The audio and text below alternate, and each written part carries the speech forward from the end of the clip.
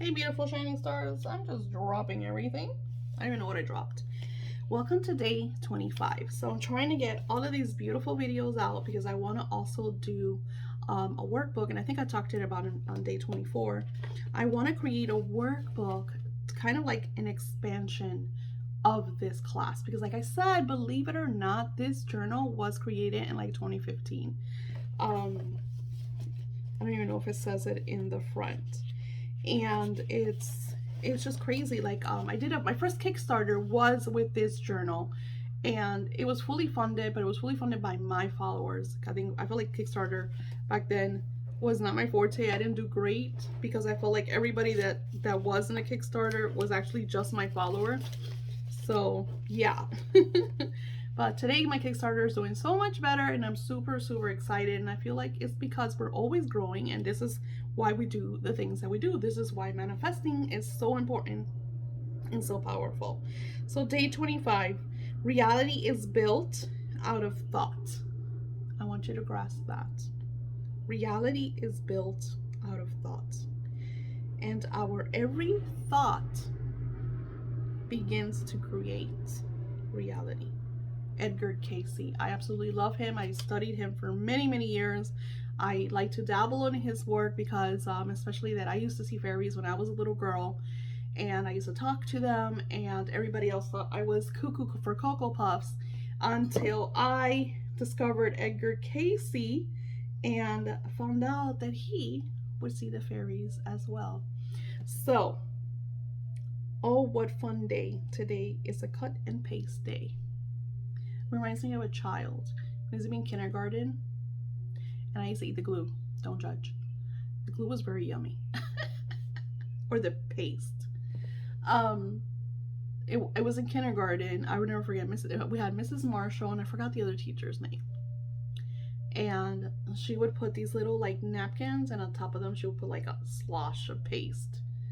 And this is in the 80s, people. We ate paste.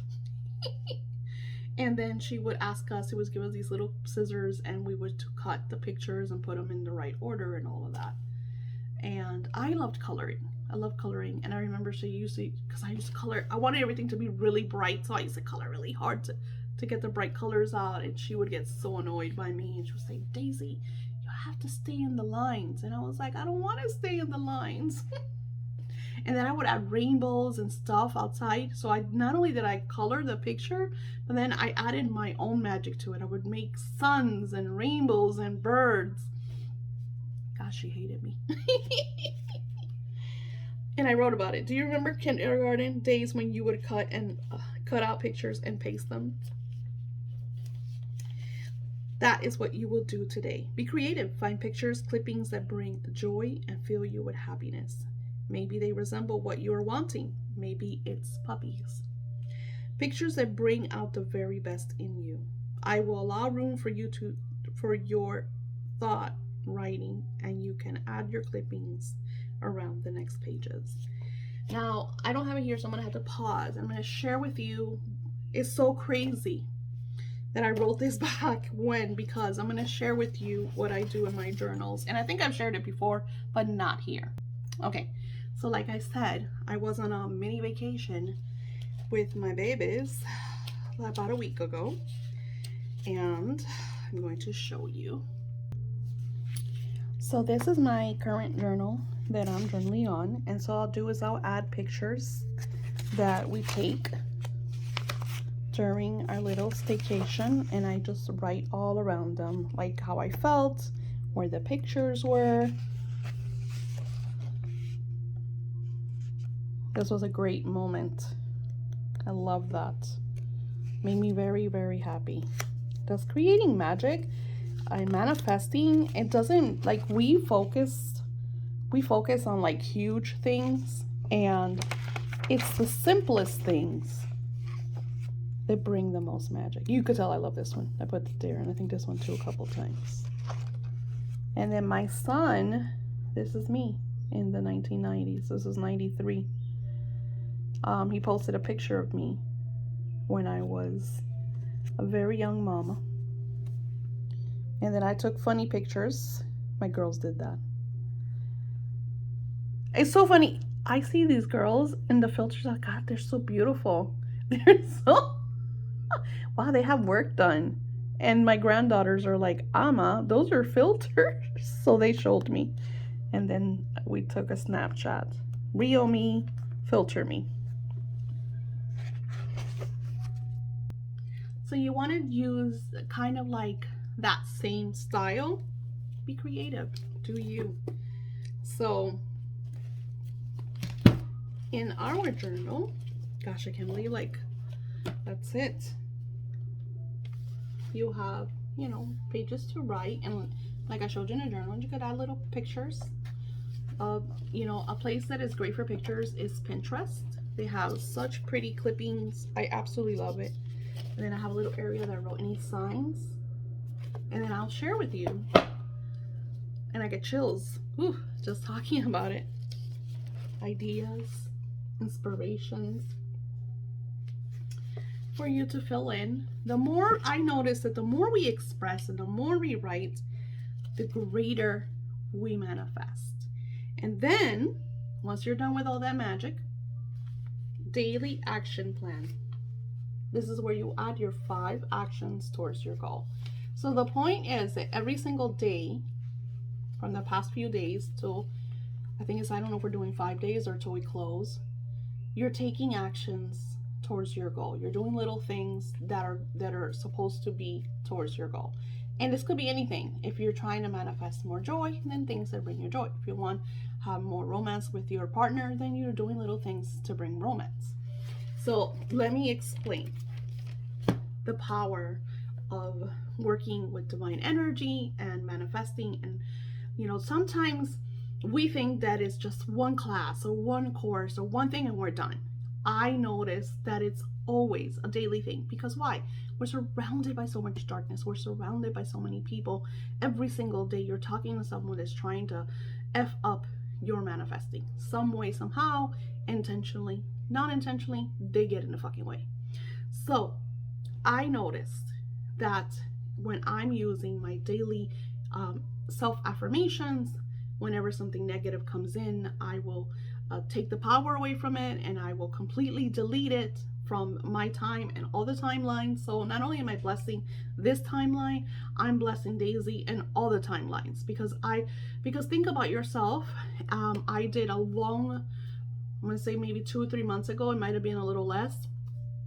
I went to my beautiful sacral spiritual space, and one of me's in a different timelines was really going through it. She didn't want to hear anybody. She felt like she was having a dream, and she was just really upset. So all we did on that moment was me and all the executive teams. And of course, if you took my classes, if you're part of my webpage and you are part of all the classes, we did a class on our executive spiritual team. The more classes I do, the more I'm going to express on that, because that is such a powerful thing to understand, acknowledge, and work into your life. We're not doing it in this class. This is all angels, but angels are part of the executive team. I work with Archangel Raziel. In this book, we've worked with Archangel Metatron, Jophiel, Archangel Michael. So there's different angels that show up at different times in our lives, different guardians. Or I worked, since I'm writing a book, I connected with other people. I connected with Doreen Virtue in a different timeline. It's super cool when you connect with the ethereal energy beings. So something that happened was my little vacation with my granddaughters last week was so synchronized. It was like so spur of the moment. My son didn't tell anybody he was coming over here. He just picked up his daughters, came over here.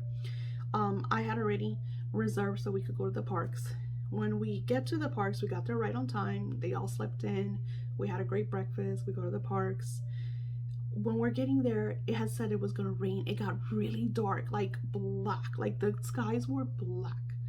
And everybody, even my husband, who he's almost 100% really good at meteorology, he always tells me, like, hey, he texts me, he's like, babe, it looks like it's going to rain. Make sure we had our umbrellas. We didn't have umbrellas. We didn't have raincoats. We didn't have anything. It didn't rain. Everybody left the parks. So it's like the parks, most of my granddaughters, they rode the Tower of Terror because they absolutely love it. And one of them doesn't like it. And so I stayed with her and we had coffee. So I had my Starbucks and she had her her chocolate croissant. That's one of the pictures that I have, and we just they're playing vintage Hollywood music, and we're just sitting there and just kind of enjoying the moment. And she loves to talk to me. She loves to share and I tell her, I'm always here for you. Like, they all know that. But since she's younger, she has more confidence. She knows that I won't tell anyone, or that she could come to me, and unless of course it's something that you have to involve older people in.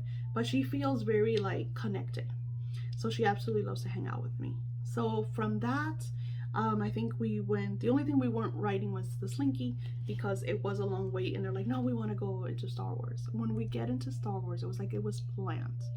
Rey was there, and one of my granddaughters is a huge fan. And my daughter's like, oh my god, Rey's there. And it's like, of course I go up, because I'm fearless, and my granddaughter's freaking out. And my daughter, they go up to her, and all of a sudden Rey grabs all three of my granddaughters, and they interact almost like a scene of Star Wars. So I had to videotape them. They're running around, Star Wars, Galaxy's Edge, and the stormtroopers are coming out. So it's almost like being inside of a live Star Wars action filmed, whatever. And it was just the coolest. I cried. I was just a sappy, sobby mess, because it was beautiful. And it's like, these are the things that happen to me in my life. Everything is so synchronized, so in tune, so beautiful. And I know it's the angels. Sorry. Living a synchronized life, a magical life, is the most beautiful joy you could ever imagine, because things become surreal, almost like you're living in a fantasy land, almost like everything is just completely magic. And we had that event, and then we went and we bought lanyards, and they're pin collecting, and they were just having so much fun, because my granddaughters go through so much. Sorry, I didn't know I was gonna get so emotional. So, our lives could be very dark, and when we're synchronized and we work with the angels, they want us to have the most beautiful lives. And I live my life in beauty every single day, from waking up to drinking my coffee and journaling. I mean, even today, when my husband gets home, me and my daughter are gonna go have some Starbucks. I don't go there every day anymore, because I make my coffee at home, but I kind of ran out, so I have to go buy some. And it's an adventure, it's wonderful. And that day after that, we left the park. It didn't rain. When we're going to the bus that takes us to the resort, it was there waiting for us. And then we get to the resort, and they enjoyed the pool. The pool was warm. It had slides. I mean, they had so much fun. It was like, the best 2 days ever. We had our dinner there. I even had a pina colada, and then we went home, and I was exhausted, of course, and they continued. They were playing their games and just laughing and having fun, and it was amazing. It was truly amazing. And then, of course, I was able to like wash all their clothes, like do all the things that you do as a grandmother to make everything so much easier for your kids, right? And especially your grandchildren. So I feel like what the angels are portraying over to you is to find joy in everything. And then when you work with them, they're going to do the impossible to make everything possible. They're going to synchronize the events. And it's those little things, like Rey just happened to be there and interact with my granddaughters. We went to the other area, and Vampirella was there, and there was no wait. We met BB-8. There was no wait. It was just like the entire day was catered to us. It was like VIP, and people pay $20,000 for the VIP events, and we had it for free. So that's and it's always like that for me. It's always like that. So when I feel like things are not going right, I know there's a block. So that's what you have to look. You're going to know when you're, and that's what I want to share with you today. You're going to know when you're in the vortex. And that's what I feel Edgar Cayce also expresses when he says reality is built out of thought. And our every thought begins to create our reality. So I tend to see, and I always say go with the flow. Like, I find that when we try to control things too much, we get in the way of things running smoothly. My husband likes to control. He likes, we're running late. We have to be on time. You have to plan. You have to organize. And I don't do that. I do organize to a certain extent. Like, I know today I have to do this. I know I'm behind on some orders, so I have to get them done. But I'll plan to a certain extent. I don't, when you're too planned, too much time, too much, things don't flow. It is almost like you start feeling strained. And I see people on vacation all the time. They're running to the bus because they have made a reservation, and they're running to this because, they have to get in this ride before that time, and they're running around. And then, how many times people tell me I need a vacation after the vacation.